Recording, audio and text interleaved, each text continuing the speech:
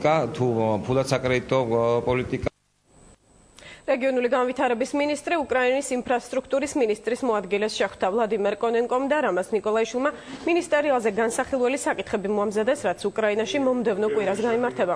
შეხვედრაში მონაწილეობას ევროპის საბჭოს 17 წევრი ქვეყნის მინისტრი მიიღებს.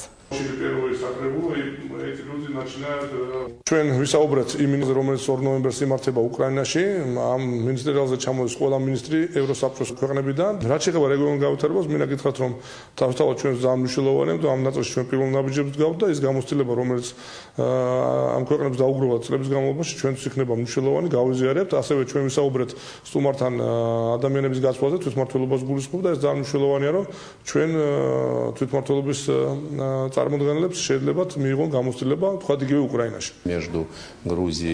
თქვენ მინისტრთან შეხვედრის დროს ინფრასტრუქტურულ პროექტებზე ვისაუბრეთ, ასევე ვიმსჯელეთ სხვა საკითხებზეც.